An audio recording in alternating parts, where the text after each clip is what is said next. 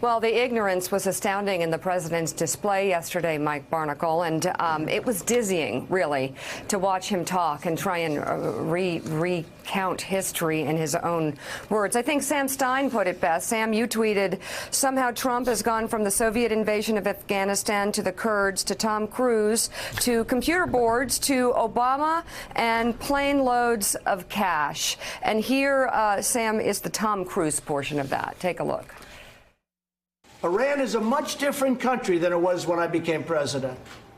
Iran, when I became president, I had a meeting at the Pentagon with lots of generals. They were like from a movie, better looking than Tom Cruise and stronger.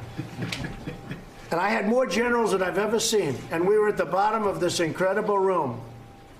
I said, this is the greatest room I've ever seen.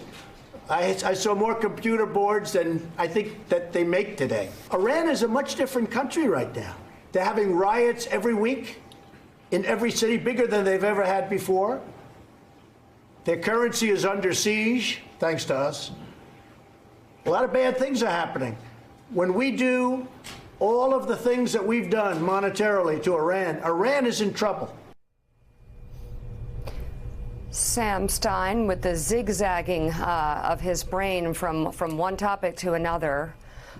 Sometimes really utter nonsense. I guess the question is getting back to the shutdown and getting back to the business of trying to make the government run, which it is shut down partially now.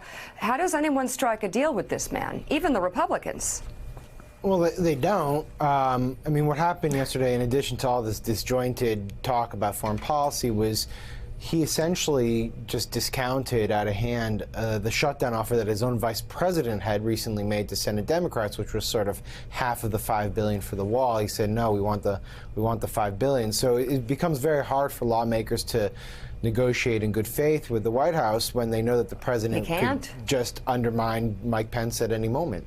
But, you know, yesterday was crazy, obviously, but and I don't want to trivialize it too much, but as David Ignatius said, how weird is it to walk into a room and there's a movie poster of someone just laid out on the table? I mean, if you put that, and let's say you were in a corporate boardroom, that would be the most bizarre thing you would encounter in a long time.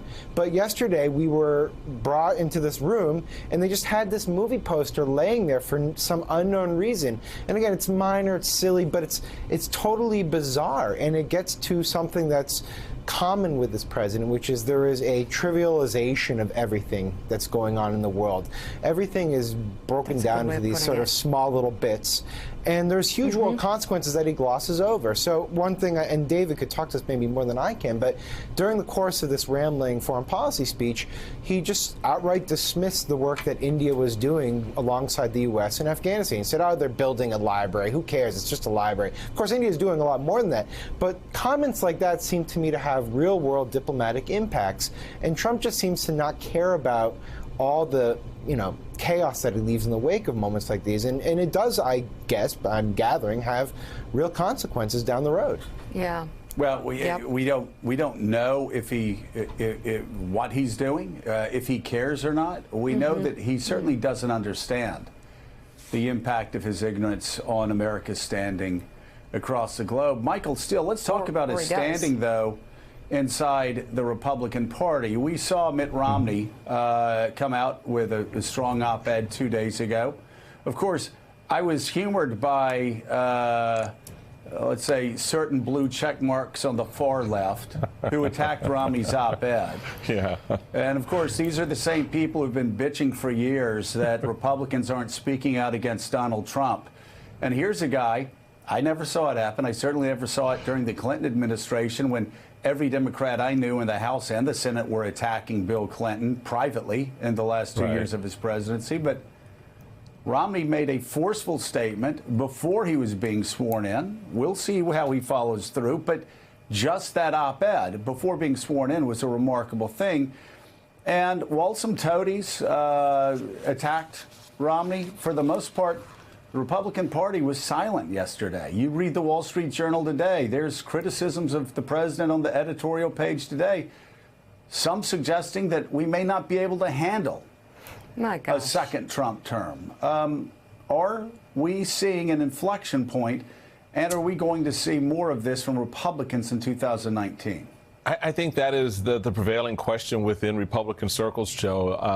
I think what Romney did was he finally put a crack in the wall that has been systematically built by grassroots activists, RNC members, other leaders around the country, certainly in that cabinet room as you listen to the acting attorney general wax poetic about the president's behavior over the holidays.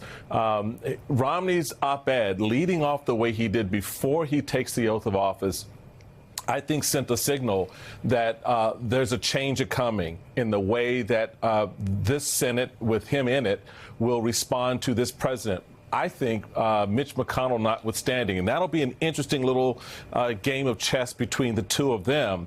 McConnell wanting command and control of the Senate caucus in terms of having a unified front on behalf of the president's agenda, and Mitt Romney, who is drawing a very fine line, Joe, around character. A lot of folks kind of missed the point of this op-ed that, you know, Romney was not saying, oh, I don't like the judges that have been appointed. I don't like the tax cuts. I don't like the big policy initiatives that have had some successful impacts on the economy and certainly for the party. What I have and where I'm drawing the line is on the character of the man holding the office and how he diminishes the office.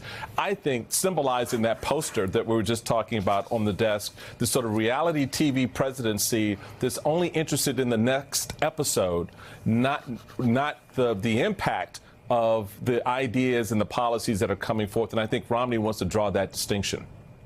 It is a bizarre world, Mika, that we all are a political world we're all a part of. And it reminds me, yesterday's press conference reminded me of the story about putting the frog in a pot of water, turning it to a slow boil, the frog not realizing what was happening, and pretty soon it's at a full boil and the frog dies. Yesterday, that frog found himself in a 5-alarm fire looking at the movie poster and all the other chaos that was reigning around that White House. And again, if, and it's a big if we had a cabinet that was filled with people with more character, so many that had character have been fired. And if we had a House and a Senate that took their job seriously, there would be people going up to the White House this morning saying, Mr. President, questions abound whether you are fit for this office. That's right. If this continues, we are going to ask your cabinet to take a vote on whether you were fit for office and invoke the 25th Amendment. If you had seen any president, and people are going to say, oh, this is, you know, oh, this is a bridge too far. No. If any president, any of the 44 presidents had behaved that way, then those questions would have been raised. If Barack Obama had done that in 2013, those questions would have been raised by Republicans. They would have probably tried to start impeachment hearings. If George W. Bush had done it, Democrats would do the same, and rightly so. This is a man who obviously is not fit to hold the office, and we've known that for a very long time.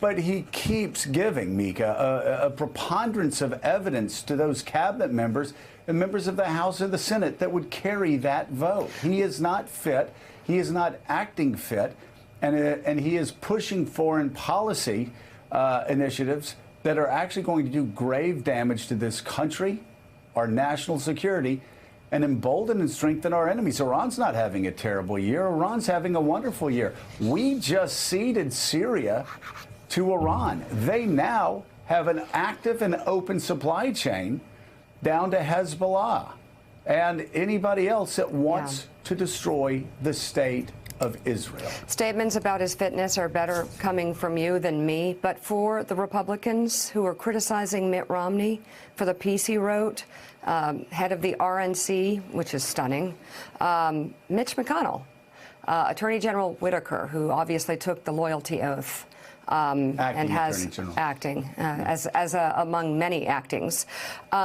Let me explain to you what Mitt Romney's piece was about, because clearly you don't get it.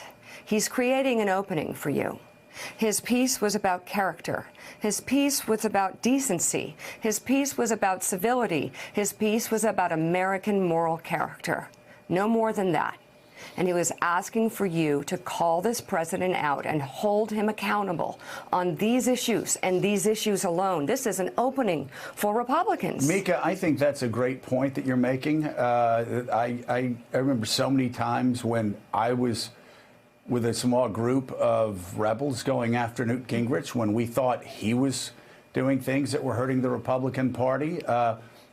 Openly, publicly, some of the other Republican leaders would attack us, but behind the scenes, we'd talk to them and they say, keep going. You're providing a very valuable output, not only for us, but the entire Republican Party. And Mika, you're right. That's what Mitt Romney's doing. What Mitt Romney's doing may not be good for Donald Trump, but it is great for Republicans in the Senate. If you like your party and you want it back, so then we'll go to Susan on this. I don't know if there's an answer to this question, but in light of people like Mitt Romney, is there a chance in this new Congress for Pelosi and Mitch McConnell to strike a deal? There's potential, and there's just one thing I'd like to add to what you said, Mika, and you mentioned it yesterday as well, is that Mitt Romney was talking about service to country. He's putting country before self. He didn't need to run for Senate. He could have gone out as a Republican nominee for president, but he believes in service and making our country better. And I think at this point, we're also going to have to look to him, and maybe he'll have to make some tough votes, and maybe that's the best way he can actually show what he's standing up for. As far as deals being made, there is a potential, because I think that Mitch McConnell is going to start to get pretty nervous with what the president is doing as far as 2020 goes. The Senate map is not in the favor of Republicans like it was last year. It is very hard for Republicans going into 2020. There may be primaries, but there's going to be a lot of challenges. And I think Mitch McConnell is also going to bear the wrath of this president when he runs out of people to blame. And that is going to be very difficult for him to keep any type of leadership. So perhaps cutting a deal with the speaker and putting it back on the president is going to be his best recourse.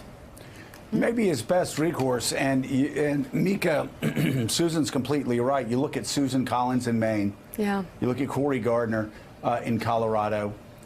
You look at Chairman Burr in North Carolina, who's been doing a wonderful job. But all of those three and many more Republicans who are up in 2020, they feel the sting of Donald Trump's attacks, personal attacks against immigrants, against the very people that Mitt Romney was defending yesterday. Let me tell you something. When General Mattis, when Stanley McChrystal, when Admiral McRaven are all attacked, that doesn't help Susan Collins in Maine. That doesn't help Chairman Burr in North Carolina. That doesn't help Cory Gardner in Colorado. Those are swing states. And over the next few years, I think you're going to be very fascinated to see what Republicans start sounding more and more like Mitt Romney as we move closer and closer to 2020. Thanks for checking out MSNBC on YouTube, and make sure you subscribe to stay up to date on the day's biggest stories. And you can click on any of the videos around us to watch more from Morning Joe and MSNBC. Thanks so much for watching.